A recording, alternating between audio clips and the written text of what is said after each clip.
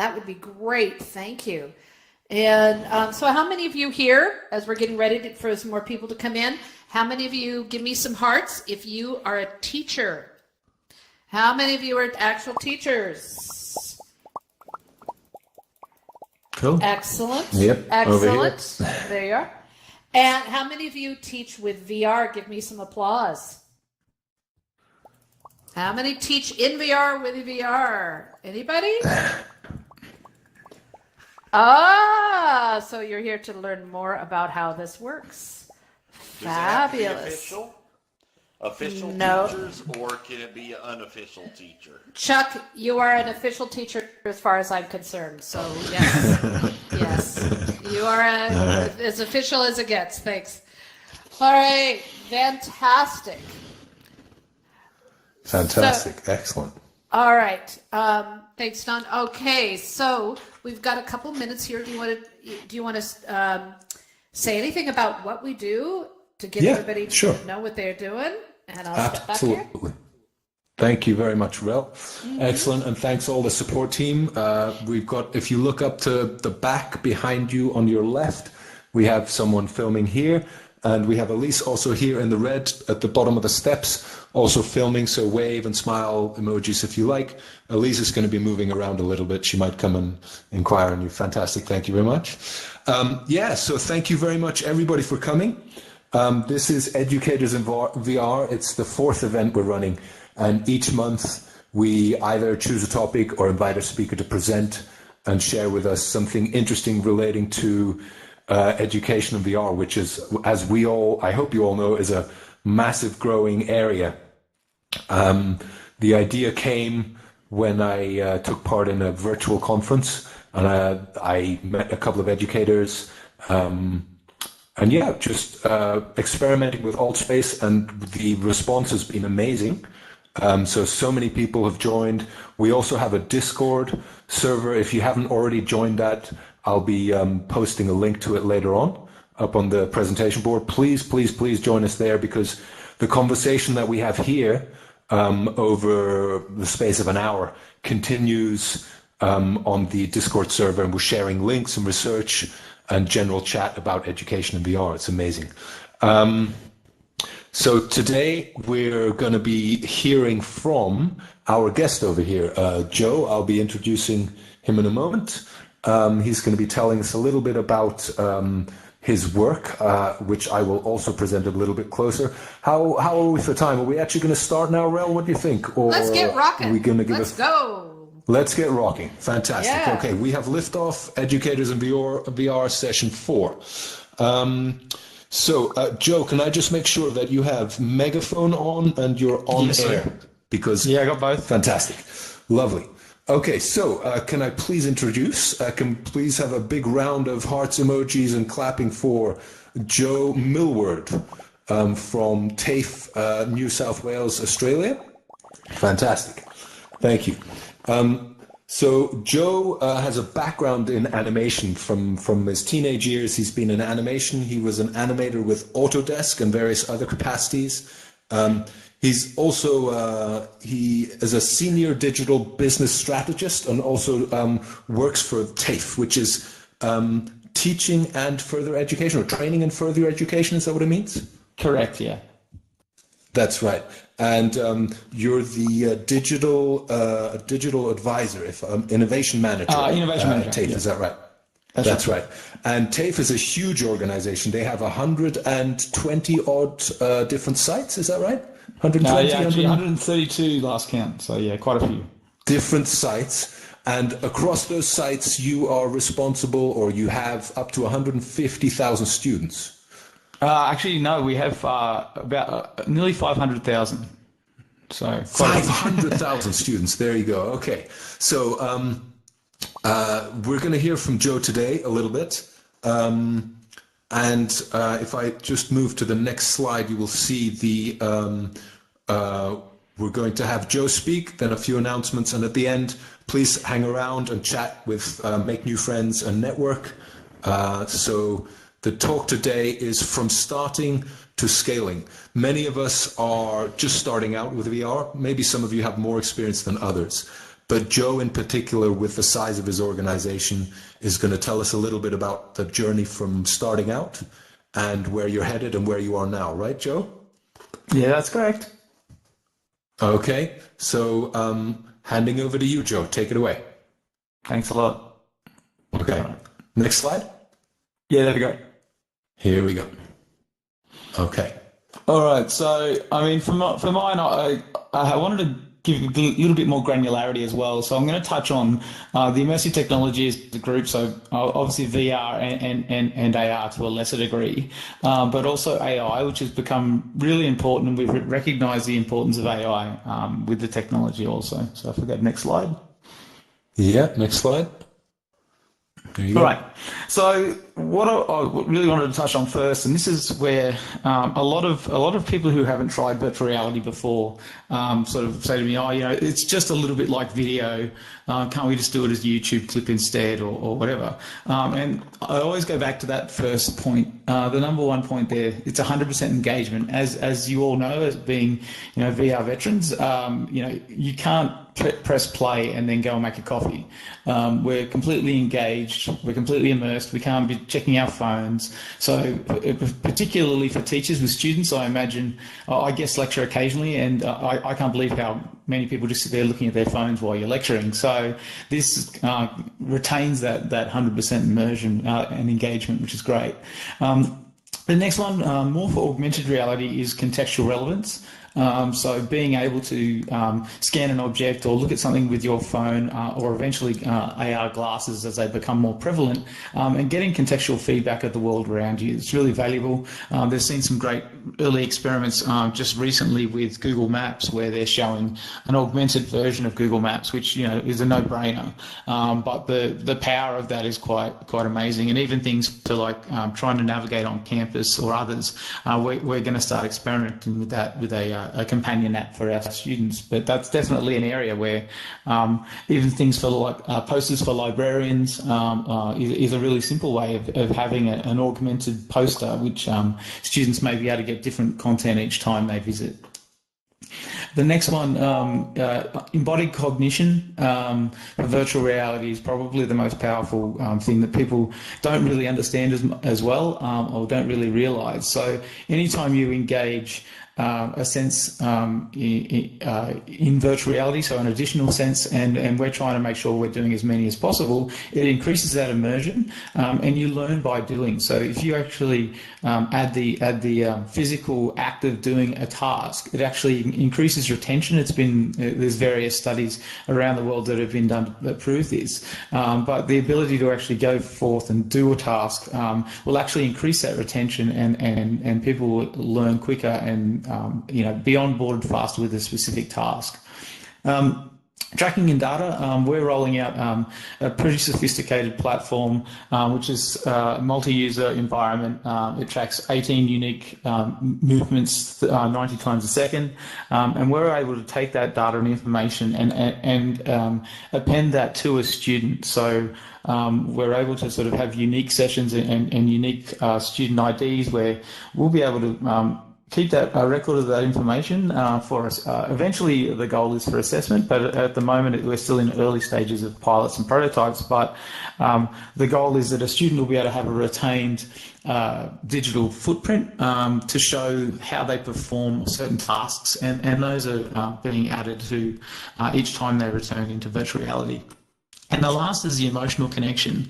I mean, everybody here is probably aware, it actually feels like you're in a room with other people. You're having that emotional connection. That's why we found multi-user environments were particularly powerful. It's probably a bit of an unknown thing. Most people experience virtual reality for the first time by themselves, and it can be a little bit lonely, but we're really trying to add that person-to-person connection with multi-person, but also things like inducing maybe a little bit of stress if the task has got a little bit of multifaceted things. So we're looking at areas such as medical environments, but also things like construction. So you could have multiple things going on at the same time, and having to manage those multiple things. And the randomization factor can increase that as well.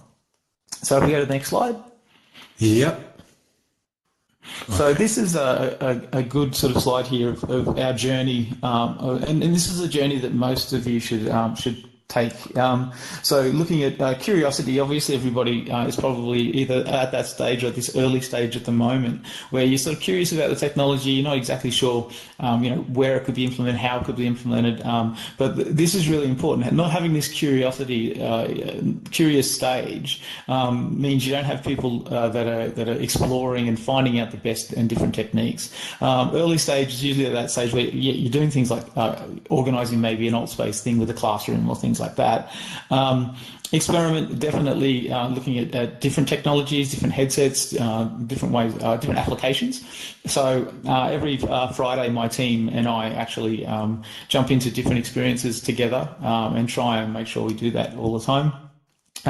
So we've gone past that experiment stage now where we're at a build stage. The team, which I have a couple of the team floating around if they want to shoot some emojis up, you can see them.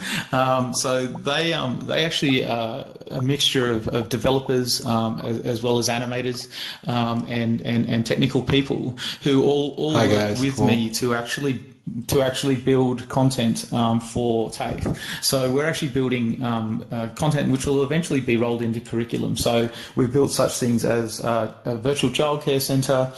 We've built a virtual plumbing experience where you've actually got to work as a plumber. So we're at this really early part of build stage. My technical lead, Liam, and I researched the multi-user platforms for the last 12 months, making sure that the platform we were going to migrate to was actually robust enough to be rolled out to that large cohort eventually. And it may take us, 12 to 24 months before we're able to get it across all the campuses. But we wanted to make sure that we had a scalable solution, and that was really important. So that's that last stage, if you look there, is scale. And the considerations you have to take are quite a lot in regards to scale. So everything from single sign-on with students to make sure, as I said, you're retaining that student record, all the way through to things like hygiene. We've got about 11% of our student cohort that have some form of a disability. I've got a learning designer who works with us who's in a wheelchair, and nearly all of the virtual reality experiences currently don't sort of think about how they deliver content to someone in a wheelchair.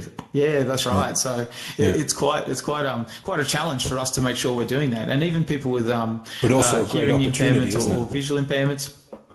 Oh, definitely, and Gary's really excited. He's working with us to work out how do we deliver this content. So that's really important for us to consider those people. We're a government-funded organisation as well, so it's part of our due diligence to make sure we're doing things like that and making sure we're building the best approaches that everybody else can take our guidance from as well. Yeah. Do you want to go to the next slide? Okay. There you go. All right. So these are the sort of the four pillars, and there's a lot of more information that I took off these slides to make them a little bit more easy to consume. But these, I guess, are the four pillars that we try and make sure we pay attention to. The number one for us is it's always linked to learning. We don't want to create games or things that don't necessarily deliver that learning outcome. The beauty is we're able to, as I said, measure this information, and that's the next one here. So we want to make sure that these two work together, where they actually, whatever we build. So for example, our plumbing experience, we've actually done 20 different versions and created 20 different versions of this content because it just wasn't hitting the mark. And our plumbing teachers were saying, oh, it's not quite right, that wouldn't happen in the real world, things like that. So we're trying to make these experiences as realistic as possible and to have that really strong learning outcome for the student.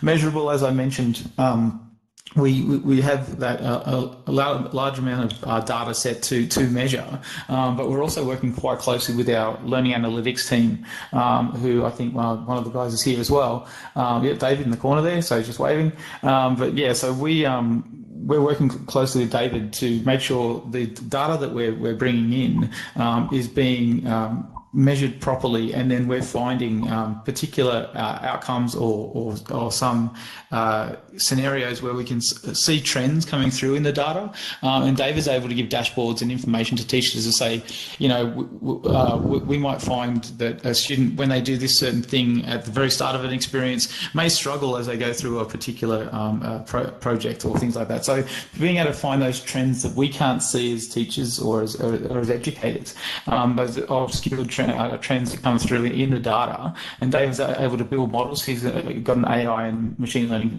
background. He can see that across a large cohort of students, and saying, you know, 80% of students tend to have this issue or this. They tend to learn better if they do this particular sort of process. So that's something really important for us from the measurable perspective. Scalable is the biggest challenge. If you've got 500,000 students or close to that, for us is probably one of the biggest challenges. But even having 100 students in using this technology is difficult. So that scalable thing is really important to actually make this as fair and equitable for people to get access to. So things like the Oculus Quest and the standalone headsets that are coming out today. I mean, I'm wearing a Go right now.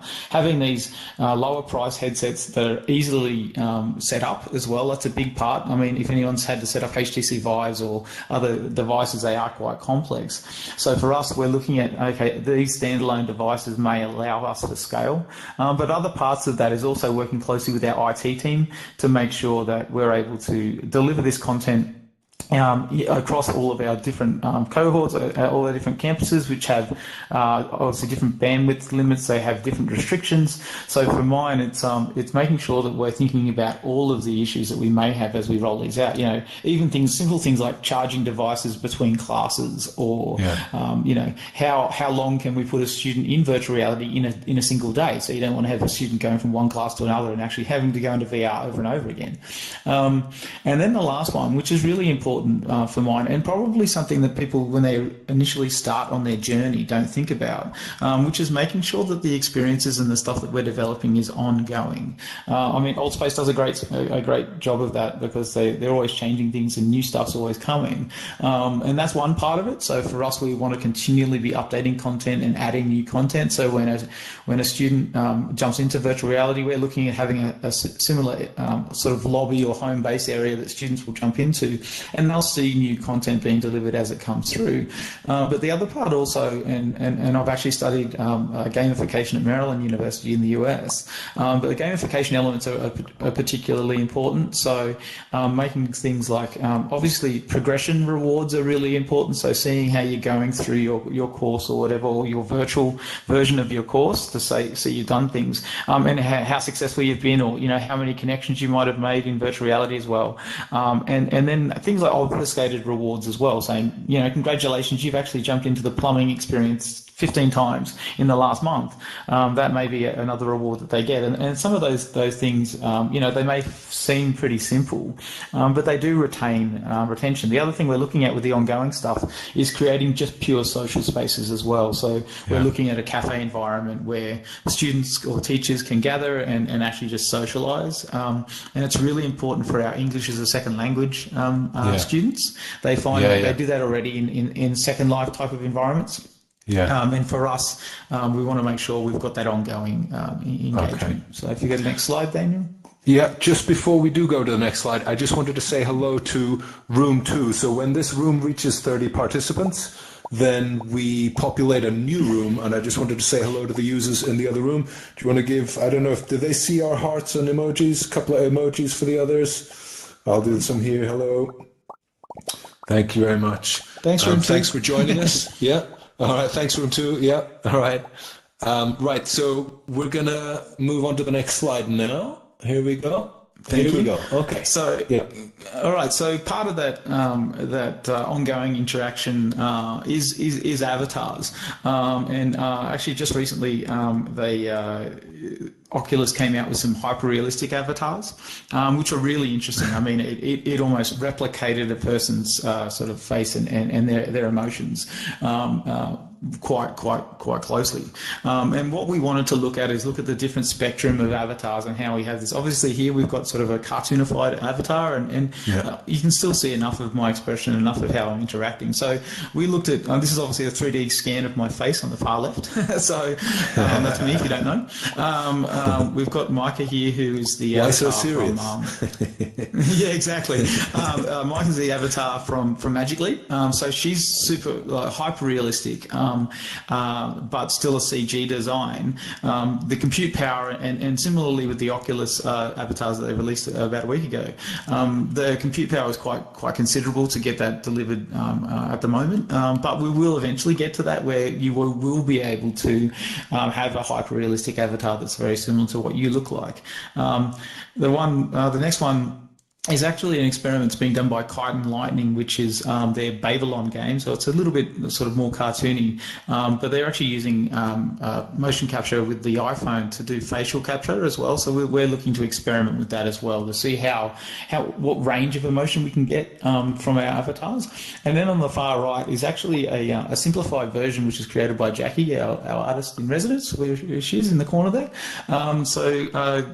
Jackie actually looked at our former managing director.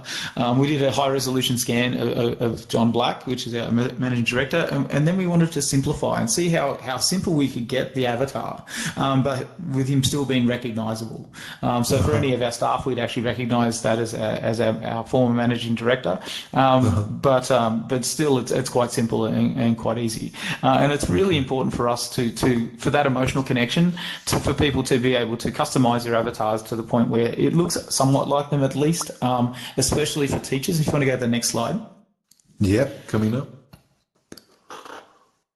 So what we're looking here, this is Oculus's avatar system. We want to allow our teachers in particular, our students may be secondary, they may have simplified avatars to begin with, but definitely our teachers to be able to design their own avatars. A reason for that is what we want to the goal we want to try and get to is what's called simultaneous one-on-one attention. So instead of having a lecture style like this, we want to be able to have a teacher have a one-on-one guidance of a student's particular task. So it may be a fairly simplistic task, and what we want to do is have the teacher actually have a teacher bot, which would be an exact replica of them, but driven by a simplified AI. So we'd have a simple AI that would actually sort of help a student through a particular task, but we'll have the teacher's face, and we're also looking at voice synthesization, so it'll have the teacher's voice, and it'll allow a teacher to teach one-on-one to 30 students. We're still working on the number, but the teacher then would be able to sort of view on a large screen, a virtual screen, all of the students working on their particular tasks, and if they struggle, the teacher can jump into that particular student's experience and say, I notice you're struggling here, or do I want to try and focus on more of an advanced concept that a student might be exploring. So it allows the teacher to be supported by a teacher's assistant that is actually a replica of themselves, with their own voice, with their own mannerisms, things like that. So that's the goal we're trying to get to. It means that teachers that are doing yeah, definitely. But it means that the teachers aren't feeling like they're being replaced. They're being I guess, syndicated. So we're definitely trying to make sure that they feel like they're doing a great job, and we want to make sure that we're able to assist them with delivering this content. If you want to go to the next one. Yep. Okay. So I'm just going to wrap up. The biggest thing is start now, and you folks here are already doing that. I mean, actually jumping into the headsets, we try and make sure we're in the headsets every single day. My team pretty much has to be, because they're creating content, and if you're creating content in virtual reality, you can't do it on a 2D screen. You've got to be in virtual reality to actually consume virtual reality content and understand what's doing. Anticipate changes is a big one. Every single week, everything changes. So we had the Rift S come out this week. We had the new HP Reverb headset come out this week, and then so on the software side, there's always new features coming out in Unity or other platforms as well. So you've got to have a very robust strategy, but an adaptable strategy as well. So that's really important. And as I mentioned before, the content and the applications should evolve. That's really important. You can't, like I guess the thing that a lot of people get stuck in is they'll actually sort of spend a large amount of money on a single experience and think that that's going to be enough. And it really isn't. If you build an experience and it's maybe a 3 or 5 minute experience, you're going to find that people are hungry for more. So having a strategy which allows you to have maybe more adaptable things like places like AltSpace are fantastic, because the investment's minimal for students and teachers to explore initially, and then eventually, obviously, customising things like we are doing at TAFE. Don't keep mistakes is another big one.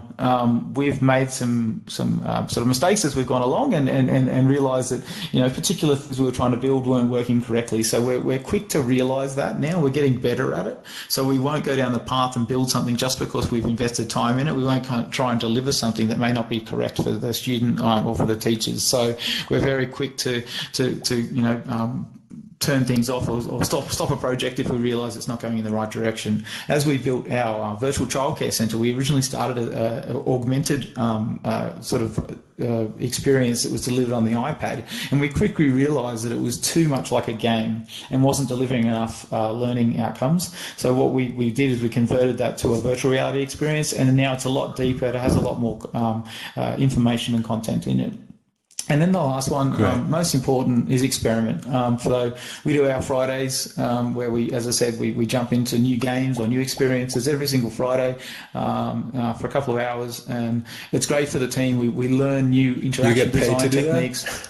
We do. We do have the best job in TAFE. I've been told that numerous times, but we do. We find interaction design particularly is really important to see these new techniques. So any of these mechanics that we're looking at, we're learning from the best in the world, and we work closely now with Oculus and Facebook, and they've said to us, the approach we're taking is world leading. So for us, we're making sure we are going to continue to be world leading, and that's really important for the team. And I think the show reel's next, so you might want to tell everybody that. I think this might be a video now. I think it might be a video. The video is set to quite loud, and unfortunately I can't control it, so be prepared to turn your speakers or your headsets down if you want to. It might be, yes, this is the video now. It should autoplay. Welcome to the TAFE Digital Lab. That's good.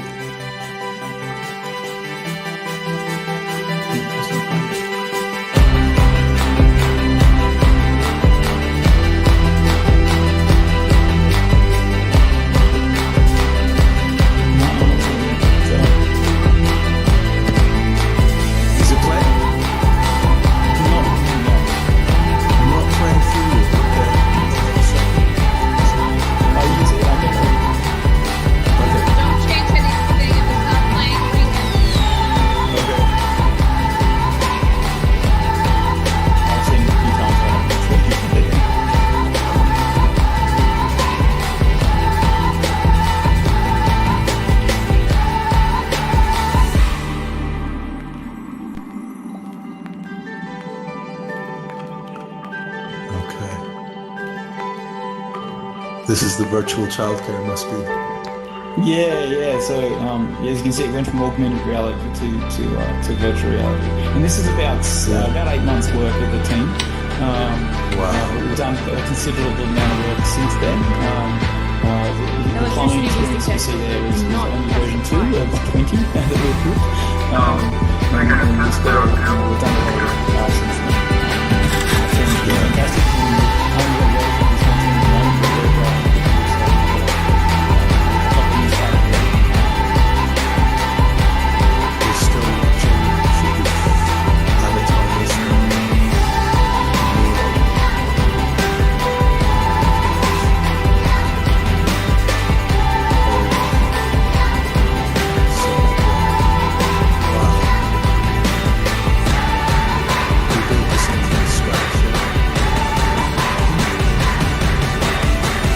Welcome to the TAFE Digital Lab. Fantastic. Well, let's give some applause for that, please. That was amazing. Wonderful. Okay, so Yeah, that was amazing. I think do we have one more slide after this? Okay, just before we go, oh, it's going to autoplay again. So we'll leave it there. Fantastic. Can we, just a big round of applause also for Joe, please. Joe, thank you very much for sharing all of that with us. That was amazing. Thanks a lot, Tim. Thanks, everyone. It sounds like, you have your hands very full, but also like you're having a great time in New South Wales. Oh yeah. No, we do have a lot of time. And if ever anyone's in New South Wales or coming to Australia, let us know. We're happy to take you to the lab. Definitely, I'll hold you to that. Fantastic. Okay, Sure. I'm gonna ask a few questions of my own, but before I do that, I just want to, for those of you who are new to the space, please. If you look down to your bottom right, there should be a couple of options for you to use. One of them says ask a question.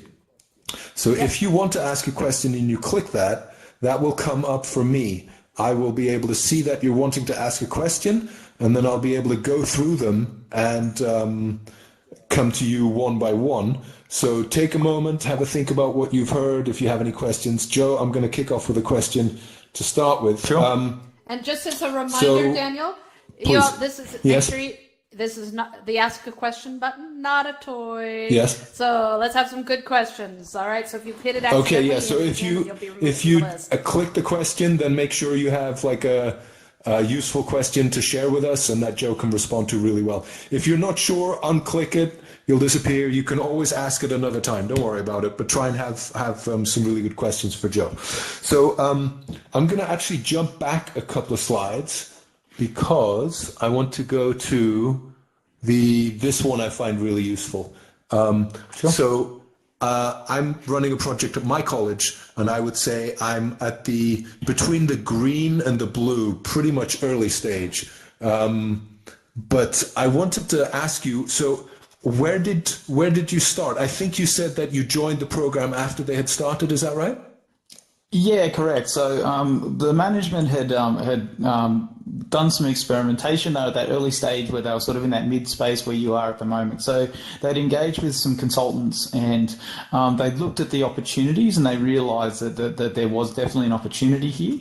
And we were lucky enough that they had the foresight to say, this is outside of our remit, this is really outside of our expertise. So they actually then went and advertised for my role, the innovation manager, and then a number of other key roles as well. And that was when we came on board. Okay, fantastic. I'm going to go to an audience question. We have, lots of questions. This is very good. Top of the list is Retro. Retro, you should be able to give us a wave or some smileys. Where are you, Retro? Do you want to come forward a little bit? Yeah, you're coming. There we go, hey, Retro, right here. Okay. Yeah, your question. We should be able to hear you. Can everybody hear Retro? You want to speak up a bit? I can't hear. You're muted, Retro. You have to unmute yourself. Can't hear. Please. Yeah, you have to unmute yourself. Is that better? There's there you go. That's much better. Yes. Okay. Awesome. Yep. Okay, so right now I'm a student at WSU, but I'm taking some time away to reevaluate what my major is. It was hospitality business, but I'm just curious I'm really interested in this sort of technology, and I'm just curious on any suggestions on the first steps to start taking towards getting into virtual technology and to start looking for a career in it. Sure. I mean, the steps are like, so my team here, they're creators. So I've got Jackie in the corner, who's an animator. David, as I said, I mentioned before, so I give some hearts or emojis. They can tell David's in AI. So Liam is floating around here somewhere as well. He's a technical specialist. So it depends on the background. So for my team are quite diverse, but they're all specialists. So things like learning Unity is a good one. So we've got developers. Elliot's floating around here somewhere as well. So learning Unity is a big one. Because either Unity or Unreal is what most things are built in. And then having that 3D background, it depends if you want to look at it from a creation perspective, or I mean, even my background, I am an animator, but I spend most of my time looking at strategies and how we build things. Having a storytelling background is really helpful as well, but I definitely look at that sort of more arts side of things. It's still early days though, so you can become quite an expert if you're able to focus on it a lot more rather quickly at the moment. But yeah, definitely looking at those things. How the sausage is made is really important to understand, I think, first. Thank you very much, and thank you for the question. Well, thank you so much. No worries. Let's move on to, we have a question from Morning Calm. Morning Calm, do you want to ask your question? Morning Calm? In the blue avatar. Fantastic. Hi there. Yeah. Hello, my name's actually David, or Dave. David. Morning Calm, but Okay. Hey, Dave. Sorry, I just see the Fantastic. user Morning Calm. That's all I see. Dave, go. no, I know take you it away. can. I was just saying my actual name rather than being anonymous. Hi, thanks for the talk. It was great. I was mainly wondering about, you mentioned you're doing a language course for teaching English as a second language, and Yes. it's interesting for me because I've developed a course for Spanish as a second language as well, which is 360 video course. Doesn't involve Right. Unity. It's something I'm working on and wanting to develop. But yeah, Sure. if you could kind of tell me what yours is about and what it involves. Would be Yeah, great. yeah. So actually, at the moment, it's pretty. There's a platform we use called ICVC, which it was introduced before our team started, and it's very much like Second Life. So you've got people that have they've got avatars, but it's actually their webcam, so they see their face, and that's important. And that's a feature that we're looking in for our platform, that people can have it's like a billboard with their face on it, so they can actually practice their language, but people can see their real face and see how they're conversing. So they use that space more as a conversational starter. So there's a cafe where they can gather and actually practice with people, because a lot of the students are in remote areas, and actually getting access to just having a conversation with someone that's willing to have patience with them is quite difficult. So we open the cafe, I think it's from like 11 till 3 every day, and students can jump into that. And we want to try and replicate that in virtual reality for them as well. So it's a little bit more immersive. They're a little bit more, they're able to do more things. But we're also looking at multilingual scenarios for our experiences we're developing. We have a number of refugees at the campus that I work at, and we're wanting to have a specific project that we're going to look at is actually getting a language converted by one of their interpreters for one of our experiences. Fantastic. And see how much more impact that is for them, and being able to sort of then translate from English to their native language and back and forth, to see if the embodied cognition overlaid with a multilingual scenario can assist in their understanding of language as well. So, but yeah, I'd love to hear more about what you're doing, and I'd be really keen to connect. Oh, thanks, Joe. Okay. Yeah, I'll make a friend request then. Can I ask a quick add-on question to that? So you're trying Sure. to replicate the type of cafe scenario where people mingle and chat. Would that be Correct. connected across campuses, or would that be correct. restricted to? Yeah. So that could potentially be a lot So- of students jumping in, right? That's right. Yeah. So that's why, Yeah. I mean, Liam and myself, our lead tech, we have to make sure that we're able to do things like the syndicated room scenarios that they have here in AltSpace. So you may have one cafe, but it may get syndicated into multiple rooms. We've got to have, at the moment, we can have about 12 students participating, fully realized avatars at the same time.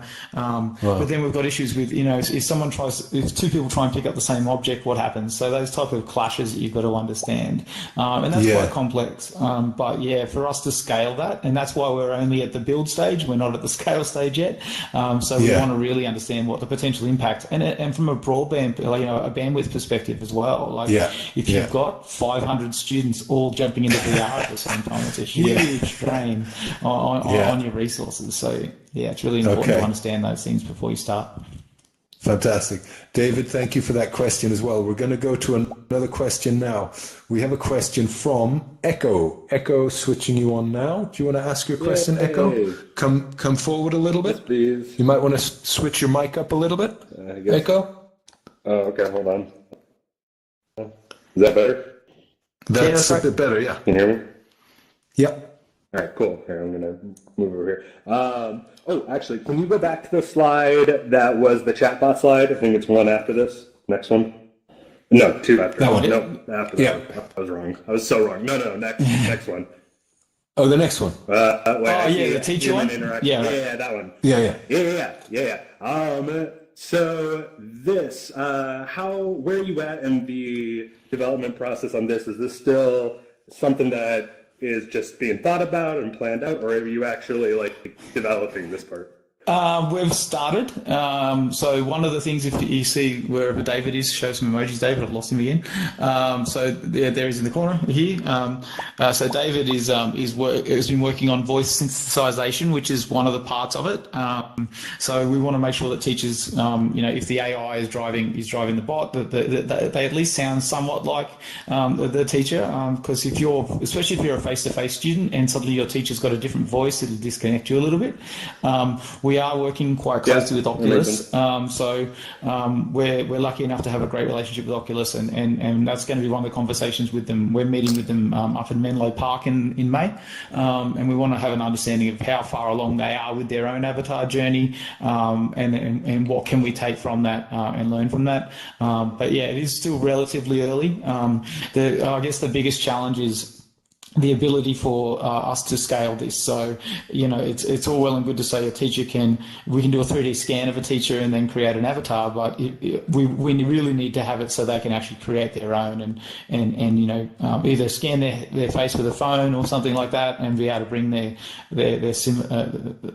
avatar in and then adjust that, or having things like they have here in Altspace where you can, change your hair, change your eyes, but probably not as simplified as these avatars. Maybe a little bit more complex, but it's still an ongoing journey and it'll continue to evolve.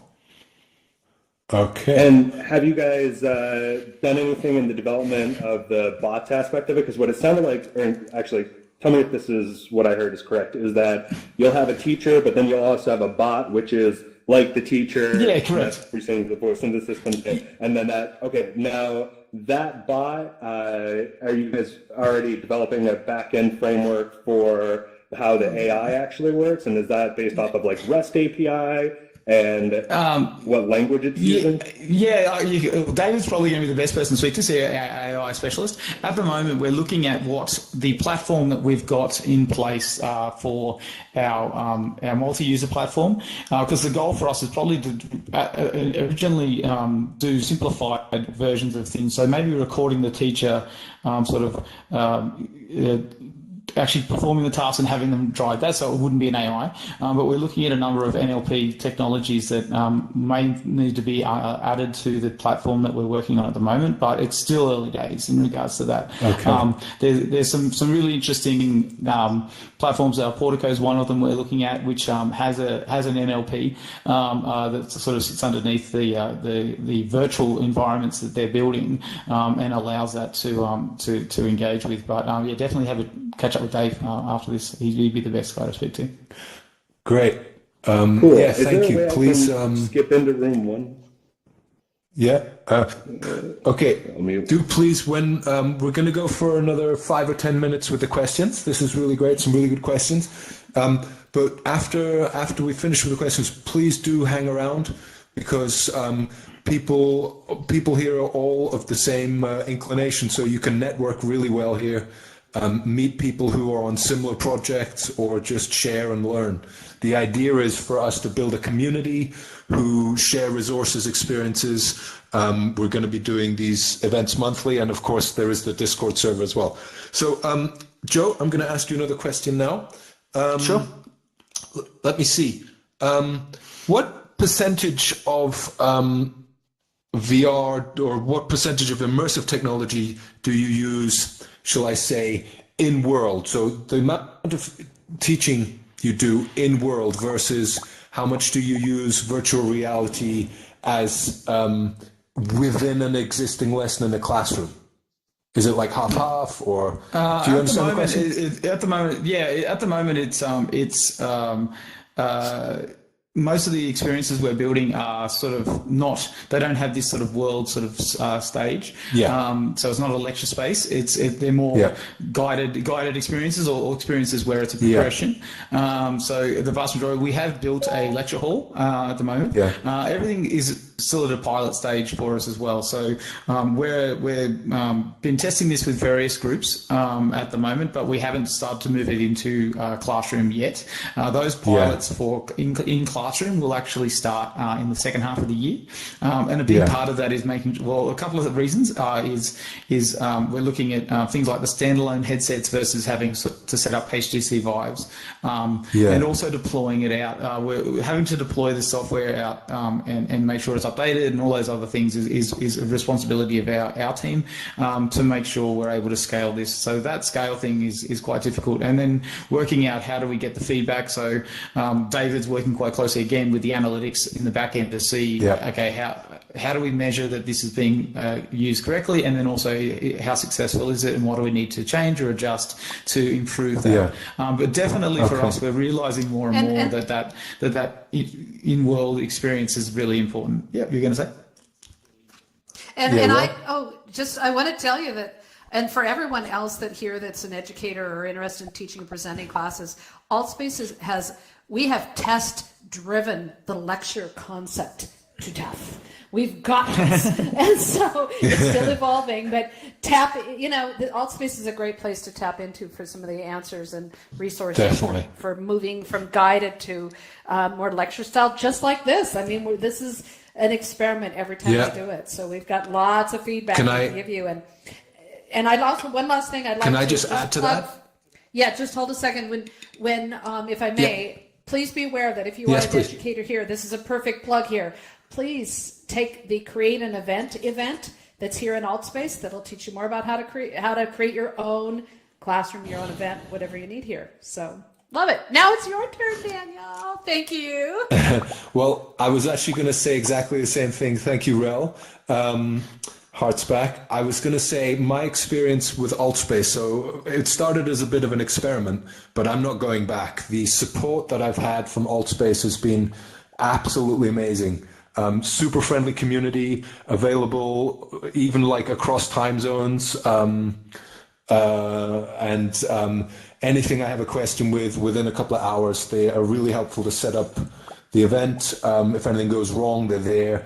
So it couldn't have been simpler, easier, or more support to set up your event. If you have an idea and even just thinking about it, I encourage you, get in there, take the course that Rel was alluding to, the how to build an event. Just give it a spin. You have nothing to lose and everything to gain. Okay? So we do have one or two more questions.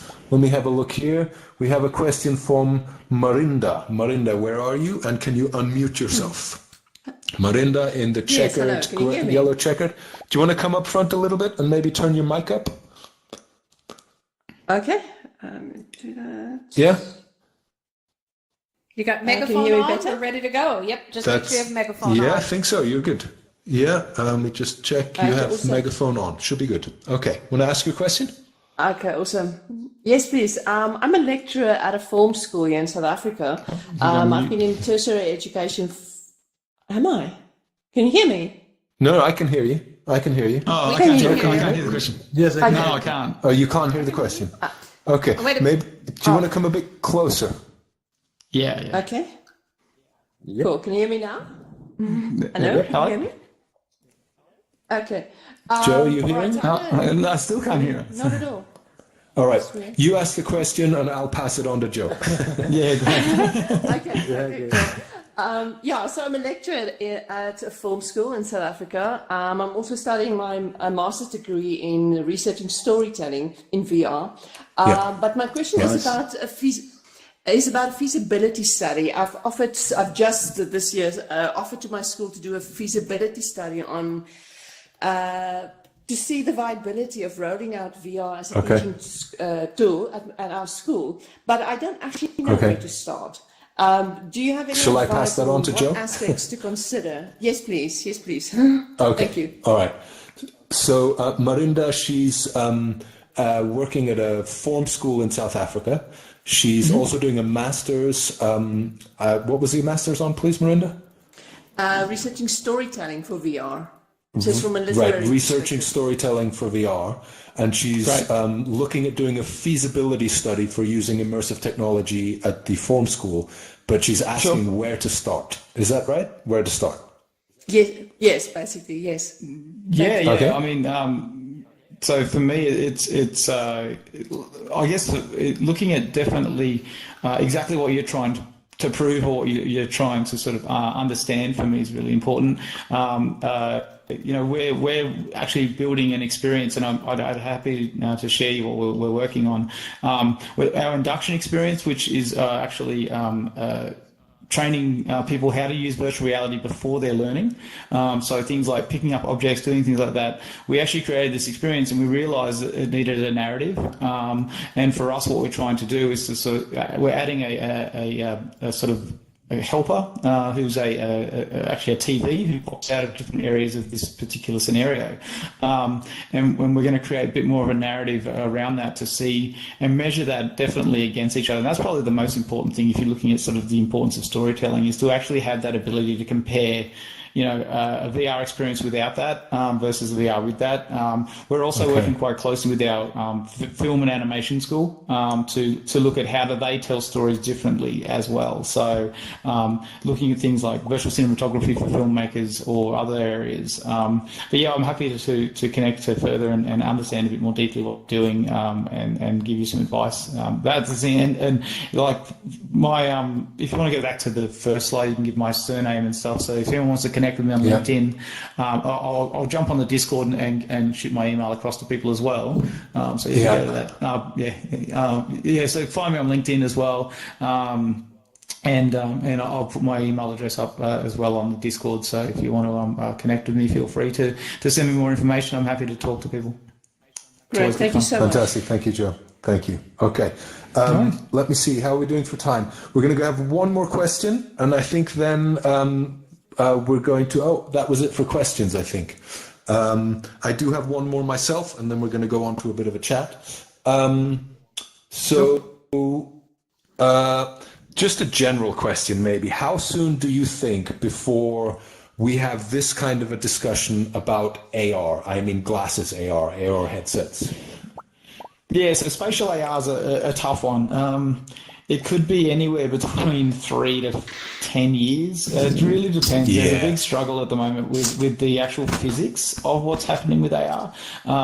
We work quite closely with the various vendors, and when we were at AWE last year, there would have been at least 50, 60 AR glass manufacturers, but there's a lot of areas around how they're delivering the content to the eyes.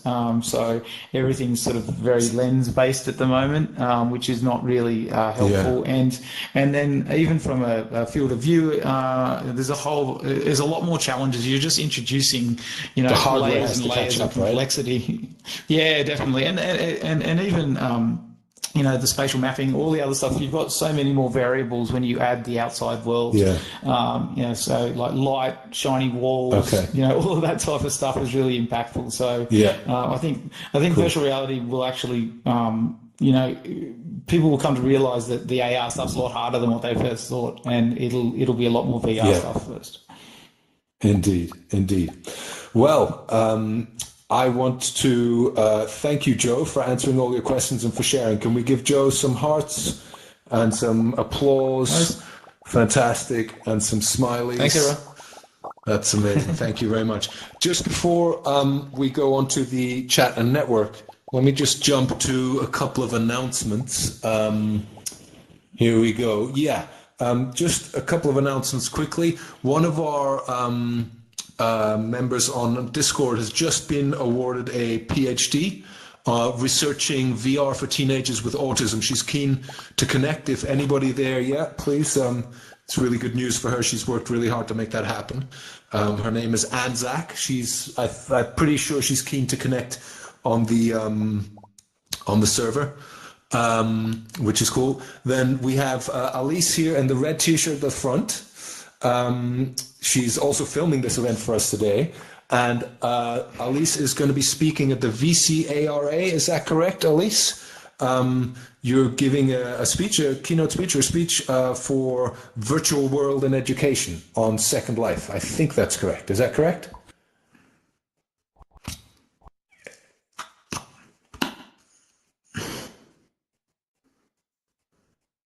Yeah.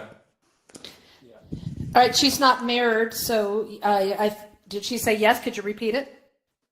Yeah. Okay. Okay. So that's great news as well. Also, Elise has asked me to deliver. We didn't hear what she said in room 2. So if you could do a quick repeat of that. Okay. With silence. Was saying, all we heard was silence. Yeah. Okay. Alice was saying that she's giving a presentation, Second Life, for VCARA. Is that right, or a series of speeches? And when's the date? If you tell me the date, Alice, I'll pass it on. When's the date for that?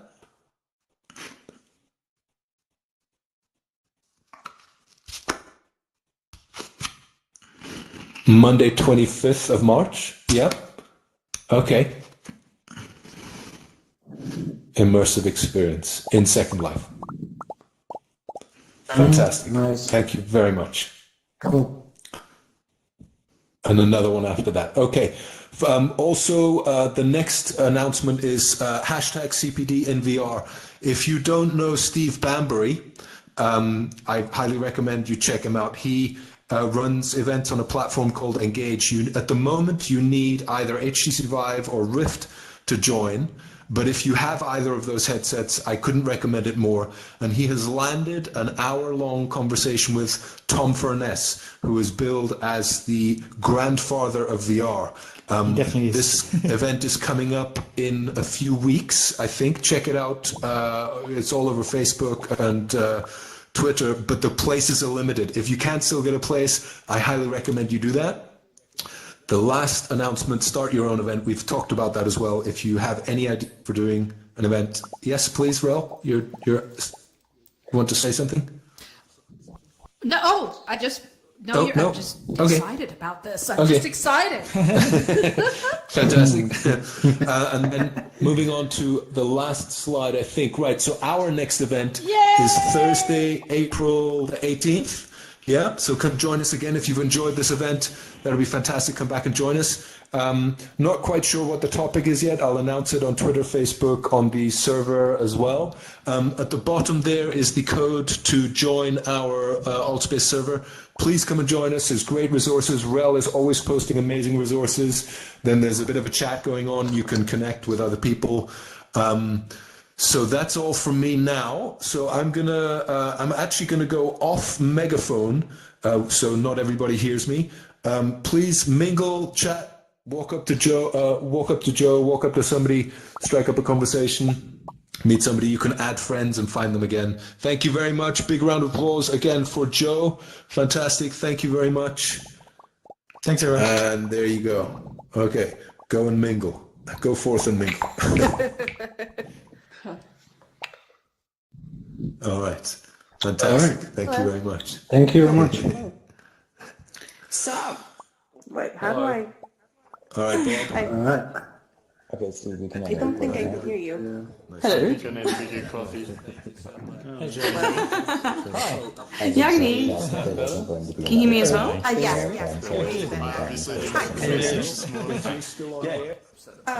Hey, folks. Yep, we'll do. Yeah. Hello? Me too. Hello. How are you, Jack? Can you hear me? So, what are you doing?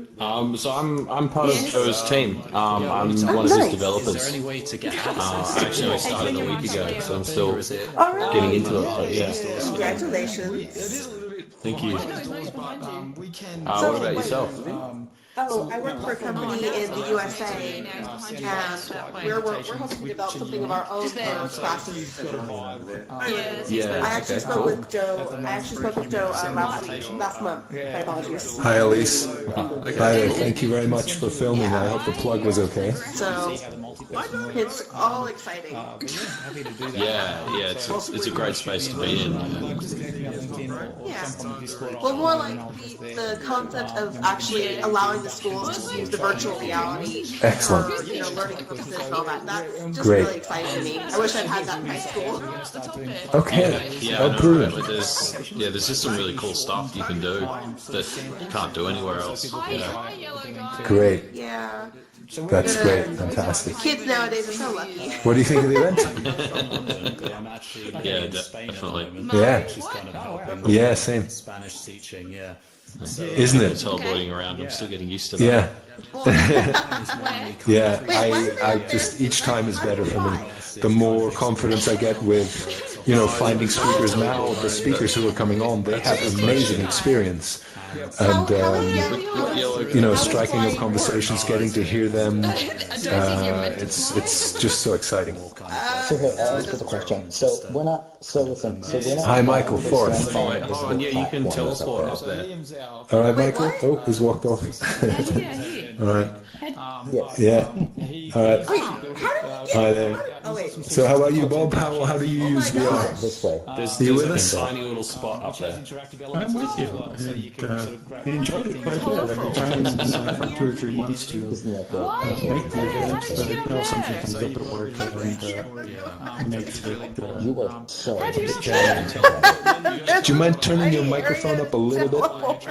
Bit hard to hear. Yeah. So what are you using to capture those Okay. There we Oh go. my gosh. That should be better. Much better, thank you. Yes. That was. No problem. I was saying I've been trying to attend the event for a while, at least 2 Yeah. months, and something keeps coming up at work. That's a challenge. Okay. It's right at midday here in the US. Yeah, so you aim and then what? You press trigger? Is actually going to be Well, I'm working. Whoa, hello. I'm working on the Vive, so I got right hand. There's a trackpad, and at the very top of the trackpad, you press the very top button. Yeah, how do I do that? I'm not sure. I think it might be my room calibration. Okay, I'm actually on the I think we have to tell Joe now that we don't need to come into the lab anymore. That's true. We'll just work virtually. Oh wow. Well, in saying that, my power's already low. So there's a tiny platform up there that you can just stand on. Optical illusion. Oh yeah, but is that he's actually? So are you in the Vive? Yeah, I'm yours actually. Yeah. Well, you can't down here. But right there, you can see exactly. Oh, yeah, that'll explain the chunky calibration. Mine is another round. Nice to meet you. Lovely to meet you. Lovely to meet you too. I shake your hand. This is virtual. I wonder if I can hang on. Let's. Hello, Falafel. How are you? Oops, you ran away. That works. Not interested, apparently. No, apparently not. It's a robot. I don't know. Like a few weeks ago, I was testing Yes. VR To yoga use the in most Old creative Space. avatar. Hey Joe, how are you? Have fun? Why not? Yeah, it was good, man. So, Yeah. Yeah, you did well. So went all right? Yeah, thanks. Yeah, I you say. actually work with Joe, one of the artists, working with TAFE in South Wales, and yeah, I create the art for all of our experiences and whatnot. So, what about yourself? I work for virtual reality. We're like an arcade, but we're also distributing VR to the schools, and we're hoping to develop our own experience. So they had a full screen, kind of like over here, floating in air with their presentations, and they go through basic movements, and they had virtual yoga mats on the ground, and you had to take your position, and you place your controllers down, you put your controllers on the floor, and then they get you doing the basic movements, and it was more just like a foundational thing. But it was more the point. It wasn't the yoga wasn't the point at all. The point was, it proved to me you can do the quality training via a social platform such as this without other than getting people in the same space and being a little bit prepared. So it's quite interesting. So it's basically a virtual meeting space, which is a bit more immersive than a Skype or Zoom chat or something. Okay, yeah, it makes sense, right? I mean, it definitely makes sense with the option to play videos and What else can you tell me? So what I think it goes back to what Joe was saying about engagement. So once you're in this space, although you can kind of daydream and veer off while you've still got the headset on, you're still within that, that you're still there, you're still present. Whereas if you're watching a video or a 2D kind of version of that, it can be really boring and you just zone off into that world.